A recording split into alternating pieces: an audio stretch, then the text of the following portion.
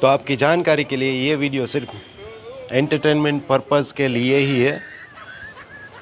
एक बार ऐसा हुआ कि 2 अक्टूबर थी तो गांधी जी के बारे में बोलने के लिए खड़ा किया। तो अभी आप सुनना ये बात कहाँ से कहाँ तक जाती है। तो उसने बोलने का शुरू किया। पहले से कोई तैयार नहीं था और ज़्यादा कुछ बोलने का भी नहीं आता था, तो बोलने का स्टार्ट किया। गांधी जी यानी गांधी जी नहीं, उसके जैसा कोई नहीं। गांधी जी हमारे राष्ट्रपिता थे, पर वो कभी पीता नहीं था। पीता नहीं था मतलब दारू नहीं पीता था।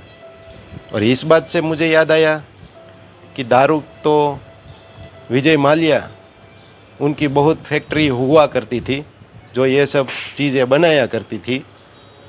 पर हमारे बुजुर्गों ने कहा है कि आलिया मालिया को कभी पैसा नहीं देना चाहिए, क्योंकि जैसे मालिया पैसे लेकर भाग गया, पता नहीं कभी आलिया भी भाग सकती है। फिर से बात करता हूँ राष्ट्रपिता की। तो राष्ट्रपिता के नाम से मुझे राष्ट्रपति का पद मुझे याद आता है। राष्ट्रपति से मिलने जाने की बात तो बहुत दूर की रहती है। अगर आपको विदेश जाना है तो विदेश जा सकते हो, लेकिन राष्ट्रपति से मिलना बहुत मुश्किल होता है। ऐसे भी विदेश जाना भी कौन सा इतना इजी रहता है, उसके लिए वीज़ा लगता है। और वीज़ा के लिए बड़ी नगरियों में जाना पड़ता है, जैसे कि मुंबई है। और मुंबई एक ही थोड़ी ना बड़ी नगरी है, कलकत्ता है, दिल्ली है, चेन्नई है। मद्रास और चेन्नई की बात आती है तो वहाँ के लोग मुझे याद आते हैं, जो कि काले ज़्यादातर रहते हैं।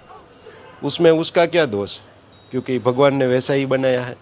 लेकिन लोग काले होते हैं, लेकिन पहनावा उनका सफ़ेद ज़्यादा रहता है और खाना भी सफ़ेद रहता है। जैसे कि चावल है, नारियल है या दूध है। फेयर एंड लवली लगा ले फिर भी गोरे नहीं होते हैं।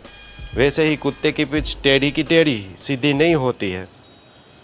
तो अब जब मैं ट्राई करता हूँ फिर से वापस कब राष्ट्रपिता के बारे में बोलने को, तो ये था मेरा छोटा सा वक्तव्य जो मैंने राष्ट्रपिता के बारे में बोला।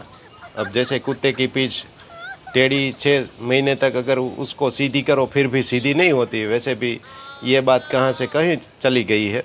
तो वापस टॉपिक पे आना जब होगा तब फिर से मैं बात आगे बढ़ाऊँगा। तो धन्यवाद आप सभी का, इतने समय मुझे झेलने के लिए।